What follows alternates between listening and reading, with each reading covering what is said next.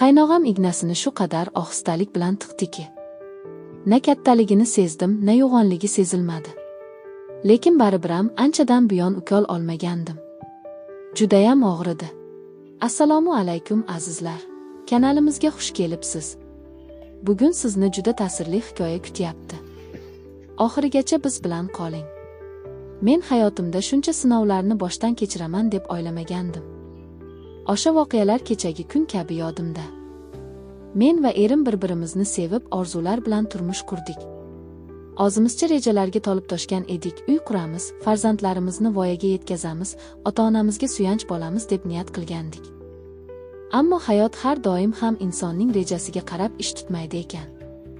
Bir kuni erim og'ir kasallikka chalinib qoldi.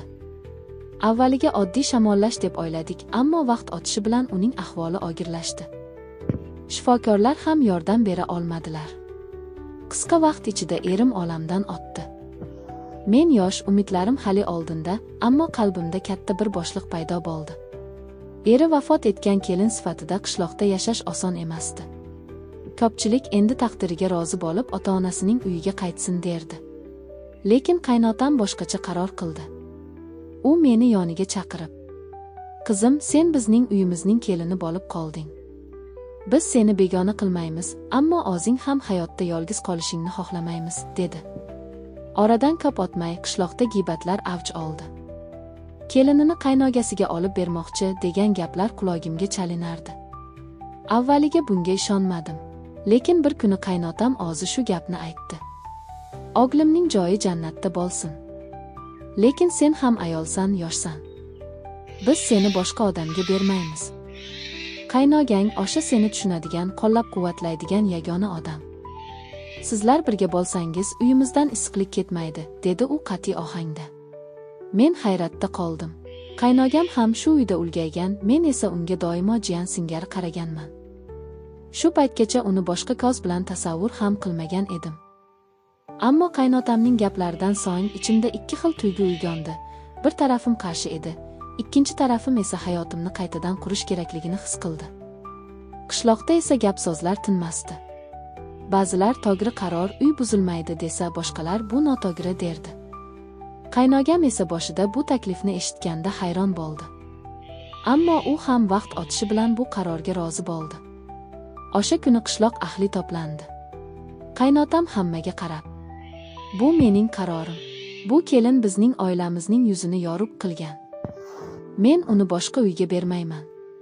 O'g'limning o'rnini endi akasi bosadi", dedi. Shunday qilib, men qaynogam bilan yangi hayot boshladim. Avvaliga juda qiyin bo'ldi, bir-birimizga ko'nikish, yangi oilaviy munosabatlarni yo'lga qo'yish.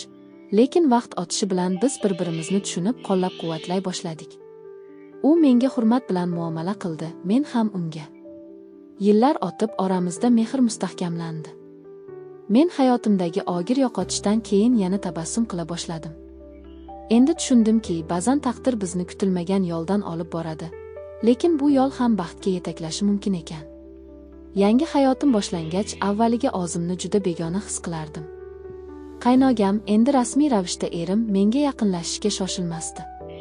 U ham ehtiyotkor, men ham. Ikkovimiz ham bu o'zgarishga moslashish uchun vaqtga muhtoj edik. Bir kuni kechqurun hovlida yulduzlarga qarab o'tirganimda, qaynogam yonimga kelib, sokin ovozda gap boshladi. "Men seni majburlab hayotingga kirganim yo'q", dedi u, "ammo bilaman, sen yolg'izlikdan ko'p qiynalding. Men ham seni yolg'iz qo'ymayman." Uning bu so'zlari qalbimdagi muzlarni asta-sekin eritdi.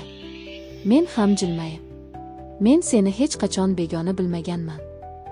Faqat bu yangi hayotga o'rganishim kerak", dedim. Shundan keyin biz ko'proq suhbatlashadigan bo'ldik.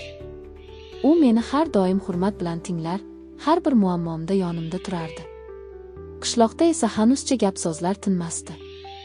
Ba'zilar qaynogasiga erga tegish, uy ichida sovuq urmaslik uchun yaxshi qaror desa, boshqalar bu noto'g'ri, boshqa odam topilsa bo'lardi, derdi. Lekin men endi bularni qulog'imga ilmasdim. Chunki bilardim, odamlar nima desa desin, mening baxtimni ular yashamaydi. Bir yili bizga katta sinf bo'ldi. Qaynotam og'ir kasallikka chalinib, oylar davomida yotib qoldi. Shu davrda men butun kuchimni unga qarashga sarfladim. Qaynogam ham ishlari orasida har kuni uyga yugurib kelar, otasining yonida bo'lar edi. Bir kecha qaynotam menga qarab: "Qizim, men senga shukr qilaman. Agar sen bo'lmaganingda bu uy ancha avval sovib ketardi. Endi ko'zim yumilsa ham dilim tinch", dedi.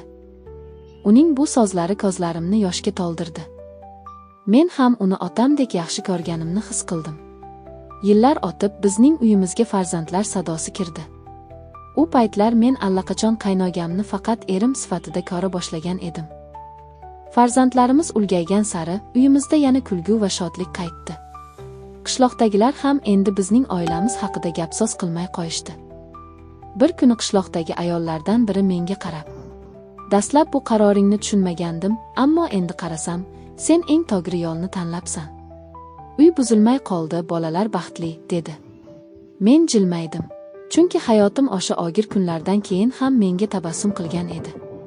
Endi orqaga qarab o'ylayman, agar o'sha paytda qaynotamning qaroriga qarshi chiqqanimda, balki bugungi baxtim bo'lmasdi. Taqdir meni sinovdan o'tkazdi, lekin shu sinov orqali menga ikkinchi imkoniyatni berdi.